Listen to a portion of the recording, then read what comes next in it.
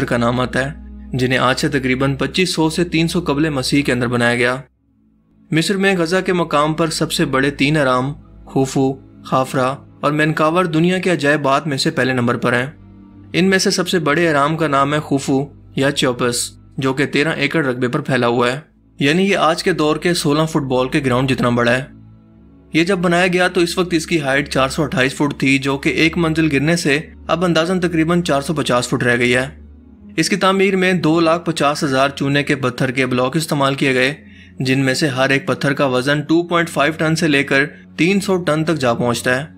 अगर खुफू के अहराम को 30 सेंटीमीटर की चौड़ाई के अंदर काटा जाए तो पूरे फ्रांस मुल्क के चारों तरफ 1 मीटर ऊंची दीवार बनाई जा सकती है। खुफू का अहराम 20 साल के कलील अरसे के अंदर तैयार हुआ और इसकी तामीर में इस्तेमाल होने वाले पत्थरों को अहराम से 800 किलोमीटर दूर मौजूद शहर असवान से लाया जाता। और आज के दौर के अंदर हमारी जदीद तरीन मशीनरी भी इन भारी तरीन पत्थरों को उठाकर इनसे किसी अहराम जैसे स्ट्रक्चर को नहीं बना सकती। इवन के हमारे हेलीकॉप्टर भी इस काबिल नहीं है कि 300 टन वजनी पत्थर को उठा सकें। इन अहरामों की बनावट के अंदर मैथमेटिक्स के असूलों को देखकर जदीद साइंस भी हैरान और परेशान रह जाती है।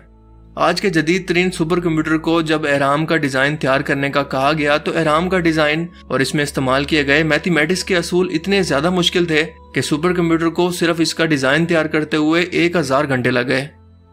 सैकड़ों टन वजनी पत्थर को इस महारत से एक दूसरे के ऊपर रखा गया है कि इनका दरमियानी फासला 1 इंच के 50वें हिस्से के बराबर है।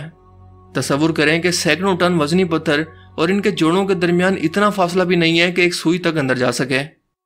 इन अहरामों की बुनियादें तो चकोर हैं, लेकिन इनके पहलू तकोन की तरह बने हुए हैं। ये तकोने ऊपर जाकर एक नुक्ते के अंदर मिल जाती हैं और इसका हर एक जाविया बिल्कुल सीध के अंदर मौजूद है। और इन अहरामों की सबसे खास बात यह है कि इनके अंदर का टेम्परेचर बिल्कुल कांस्टेंट रहता है, यानी कि 20 डिग्री सेल्सियस। बाहर चाहे आंधी हो, बारिश हो, गर्मी हो, सर्दी हो, अंदर का मौसम बिल्कुल कांस्टेंट रहता है या बिल्कुल एक जैसा रहता है, यानी कि 20 डिग्री सेल्सियस। 3800 साल तक खुफू अहराम के सर पर दुनिया की सबसे बुलंद तरीन इमारत का ताज रहा। तो फिर सवाल यह है कि आज से हजारों साल पहले जब ऐसी किसी मशीनरी या टेक्नोलॉजी का नामो निशान नहीं था, इन पिरामिड्स को किसने और क्यों बनाया? आज भी बहुत से साइंटिस्ट इसे एक्सप्लेन करने की कोशिश तो करते हैं, मगर किसी के पास इसका कोई तसल्लीबख्श जवाब नहीं है जिसे साइंटिस्ट साबित कर सकें। हाँ, अलबत्ता मफरूजात बहुत सारे हैं और मफरूजात के बारे में तो हम लोग जानते हैं कि वो वक्त के साथ बदलते रहते हैं, इसलिए हम उनके ऊपर रिलाई नहीं कर सकते। कुछ साइंटिस्ट का मानना है कि इन्हें इस वक्त के मिस्र के बादशाह, जिन्हें फिरौन कहते थे, ये लोग इसे अपनी आखिरी आरामगाह के तौर पर तैयार करवाते, क्योंकि इनके यहाँ इस वक्त ये रस्म थी कि मरने वाले फिरौन के साथ इसके खजाने, खाना पीना, मुलाजिम और बीवियों को भी दफना कर इसके साथ रखा जाता, क्योंकि इन लोगों का मानना था कि वो मरने के बाद एक बार फिर से बेदार होंगे और इन्हें इन सब चीज़ों की इस वक्त भी ज़रूरत पड़ेगी। जबकि कुछ साइंटिस्ट इन्हें एलियन से जोड़ते हैं जो किसी ज़माने के अंदर इस ज़मीन पर उतरे और इन स्ट्रक्चर को अपनी टेक्नोलॉजी और ताकत की निशानी के तौर पर ज़मीन पर छोड़ गए। लेकिन आज भी ये एक पहेली है और दुनिया के 7 अजूबों में से एक है। हैरत की बात तो यह है कि अहराम मिस्र सिर्फ मिस्र के अंदर मौजूद नहीं है जैसा कि आमतौर पर लोगों को लगता है, बल्कि ये अहराम पूरी दुनिया के अंदर फैले हुए हैं। जी हाँ, आपने सही सुना। ये चीन से लेकर शुमाली अमेरिका तक और हत्ता के समंदरों के अंदर भी कई इमारतें अहरामों की शक्ल के अंदर मिली हैं। मिस्र में 100 के करीब अहराम मौजूद है, मगर इससे डबल सूडान के अहराम है। इसके अलावा 30 के करीब मैक्सिको मुल्क के अंदर भी मौजूद हैं, जिनकी शेप के अंदर थोड़ा बहुत फर्क तो है, लेकिन इन सब का बुनियादी स्ट्रक्चर बिल्कुल एक जैसा ही है। इमाम अहमद रजा खान बरेलवी इस बारे में अपनी तहकीक करते हुए लिखते हैं कि ये अहराम तूफान नूह के वक्त भी मौजूद थे और इन्हें इंसानों ने नहीं बल्कि जिन्नात ने बनाया। जी हाँ, आपने सही सुना। बिल्कुल ऐसे ही जैसे हज़रत सुलेमान अलैहिस्सलाम ने जिन्नात से हैकल सुलेमानी की तामीर करवाई, और कहा जाता है कि अहराम मिस्र की तामीर हज़रत आदम अलैहिस्सलाम के दुनिया पर आने से भी तकरीबन 14,000 साल पहले ज़मीन पर बसने वाली एक मखलूक के हाथों हुई, यानी कि जिन्नात से, क्योंकि इस वक्त दुनिया पर सिर्फ जिन्नात बसते थे, जिसका हवाला हमें कुरान पाक की सूरह अल-बकरा से भी मिलता है कि जब हज़रत आदम अलैहिस्सलाम को तख्लीक किया गया तो फरिश्तों ने सवाल किया कि ए अल्लाह, क्या आप ज़मीन पर फिर से एक ऐसी मखलूक को बनाने वाले हैं जो फिर से फितना और फसाद मुब्तला करेगी? यानी कि इंसानों के बनने से पहले यहाँ पर जिन्नात आबाद थे। हज़रत नूह अलैहिस्सलाम की उम्मत पर जिस रोज़ समंदरी पानी का तूफान नाजिल हुआ, इस दिन रजब की पहली तारीख थी और इस तूफान के अंदर शदीद बारिश भी हो रही थी। ज़मीन से भी पानी उबल रहा था। अल्लाह के हुक्म से नूह अलैहिस्सलाम ने जो कश्ती तैयार फरमाई थी वो 10 रजब को तैरने लगी और इस कश्ती पर 80 आदमी सवार थे, जिनमें से 2 नबी थे, यानी हज़रत आदम अलैहिस्सलाम और हज़रत नूह अलैहिस्सलाम, क्योंकि हज़रत नूह अलैहिस्सलाम ने इस कश्ती पर हज़रत आदम अलैहिस्सलाम का ताबूत भी अपने साथ रख लिया और इस कश्ती के एक तरफ मर्द और दूसरी तरफ औरतें बैठी थीं। इस वक्त पानी इस वक्त के मौजूद सबसे ऊंचे पहाड़ से भी 30 हाथ ऊंचा हो गया था, यानी कि ज़मीन से तकरीबन 10 किलोमीटर ऊपर तक सिर्फ पानी ही पानी था। 10 मुहर्रम को 6 महीने के बाद ये कश्ती तुर्की में मौजूद जूदी पहाड़ पर आकर ठहर गई, जिसके निशान आज भी इस पहाड़ पर मौजूद हैं, क्योंकि बर्फ़ ने हज़ारों साल तक इसके निशान को ख़त्म होने से बचाए रखा। सब लोग पहाड़ से उतरे और जो पहला शहर बसाया गया उसका नाम था सुकुल समानीन। ये बस्ती जबल नामवंद के करीब इराक के शहर मोसल में वाक़या है और इस तूफान के अंदर ऐसी ऊंची इमारतें जो कि गुंबद और मीनार की तरह दिखती थीं बाकी रह गई थीं, जिन्हें कुछ नुकसान नहीं पहुंचा। इस वक्त पूरे रुए ज़मीन पर सिवाय इन इमारतों के कोई भी इमारत सही सलामत मौजूद नहीं थी। यानी ये एहराम हज़रत आदम अलैहिस्सलाम की तख्लीक से भी 5750 साल पहले या तकरीबन 6500 साल पहले के बने हुए हैं और ये कौम जिन की तामीर हैं, जो कि हज़रत आदम अलैहिस्सलाम की पैदाइश से तकरीबन 60,000 साल पहले ज़मीन पर इंसानों की ही तरह बसते थे।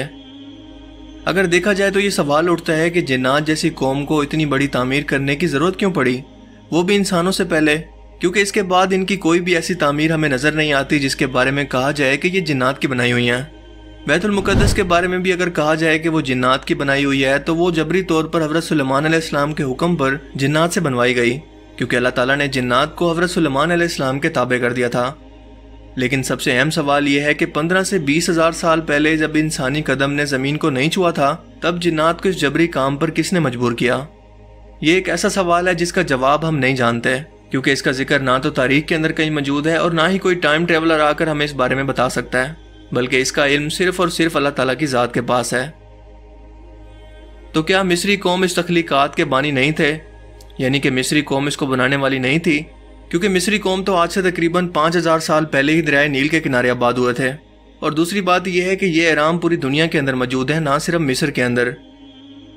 तो क्या अहमद रजा खान बरेलवी के मुताबिक जिन्नात ही इनकी तामीर के जिम्मेदार थे?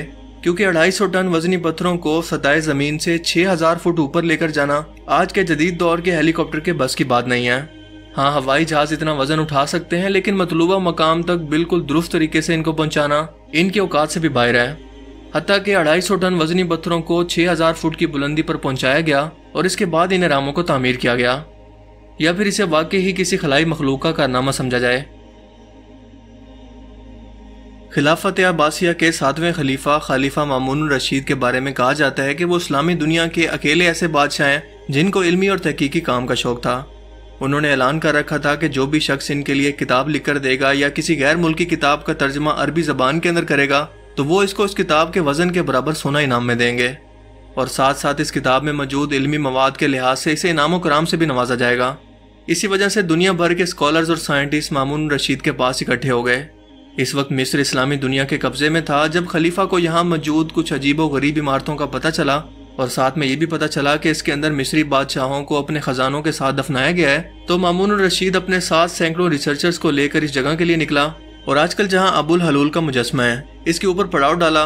इन्हें सख्त मायूसी इस वक्त हुई जब इन्हें एहराम के अंदर दाखिल होने का कोई रास्ता ही नहीं मिला। आखिरकार खलीफा ने एहराम को तोड़कर रास्ता बनाने का हुक्म दिया, लेकिन एहराम इतने मजबूत थे कि इस पर कोई भी चीज़ असर नहीं कर रही थी। फिर इन्होंने ये तरीका निकाला कि पत्थरों को पहले गर्म करते, इसके ऊपर फिर ठंडा पानी डालते जिससे पत्थर टरक जाते, और इस तरह से रोज़ 1 फुट के हिसाब से रोज़ आगे जाने का रास्ता बनाने लगे और आखिरकार इनकी पहुंच क्वीन चैम्बर और किंग चैम्बर तक हो गई। लेकिन यहाँ पर खजाना तो दूर की बात, ममियाँ भी मौजूद नहीं थी। मामूनुल रशीद दिल बर्दाश्ता होकर वापस चला गया और सारा का सारा काम वहीं का वहीं रह गया। यहाँ की मकामी आबादी, जो कि पहले तोहम परस्ती की वजह से इन एहरामों के करीब जाना भी पसंद नहीं करती थी, उन्होंने जब ये देखा कि कई महीनों से बादशाह यहाँ पर पड़ाव डाले हुए है और इस पर इन एहरामों का कोई असर नहीं हुआ, तो इनका डर और खौफ खत्म हो गया। इसके बाद ऐसा लूट मार का बाजार गर्म हुआ कि इन एहरामों के ऊपर लगी हुई टाइलों को भी इन मकामी लोगों ने उतार लिया। बुद्धिज़्म के अंदर इन एहरामों को खास अहमियत हासिल है। इनके मुताबिक ये एहराम ज़ेर ज़मीन दुनिया का रास्ता है और रूहानियत का मरकज़ है। जबकि दुनिया में जब कोई बड़ी मुसीबत आती है तो इनके रूहानी पेशवा नीचे चले जाते हैं और यही जगह इनके रूहानी पेशवा के नीचे जाने का रास्ता है। यानी कि इनके रूहानी पेशवा की ज़ेर ज़मीन जगह पर हुकूमत है और इनकी मरकज़ी फ़र्जी शरीयत इनके नीचे है, जहाँ पर दलाई लामा और रूहानियत में आगे बढ़े हुए शख्स हुकूमत करते हैं। अब अगर सवाल किया जाए कि चलो मान लेते हैं कि जब तक ज़मीन के हालात ठीक नहीं थे तब तक तो ये लोग नीचे रहते हैं, لیکن آج کل جب زمین کے حالات بالکل ٹھیک ہیں تو وہ اوپر کیوں نہیں آتے؟ اس کے علاوہ تاریخ میں نپولین نے بھی اہراموں کی شہرت سن رکھی تھی۔ اس نے جب مصر پر حملہ کر کے غزہ پر قبضہ کر لیا اور پھر اس کے بعد اہراموں کی بنیادوں کو کھود کر اس کے اندر جانے کا راستہ کھلوایا تو تمام ورکرز کو باہر روک دیا گیا اور نپولین اکیلا اس اہرام کے اندر داخل ہوا۔ جب یہ باہر نکلا تو اس کے چہرے پر کافی گمبھیر خاموشی تھی۔ اس نے اپنے ساتھیوں کو سامان اٹھا کر یہاں سے چلنے کے لیے کہا اور ان کے پوچھنے پر بالکل کچھ بھی نہیں بتایا کہ وہ اتنا خاموش کیوں ہے۔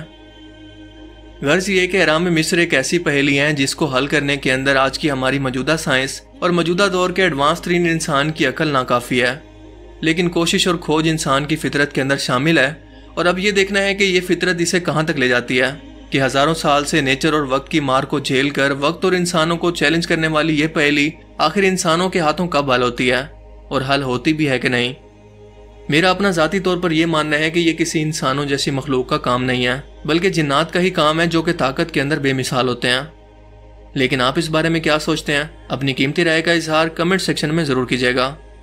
اگر آپ کو یہ ویڈیو اچھا لگا تو اسے ضرور لائک کیجیے اور اپنے دوستوں کے ساتھ بھی ضرور شیئر کریں۔ اب میں ملوں گا آپ سے کسی ایسی ہی نئی انٹرسٹنگ ویڈیو میں، تب تک کے لیے اپنا بہت سا خیال رکھیے گا۔ Thanks for watching this video. اللہ حافظ۔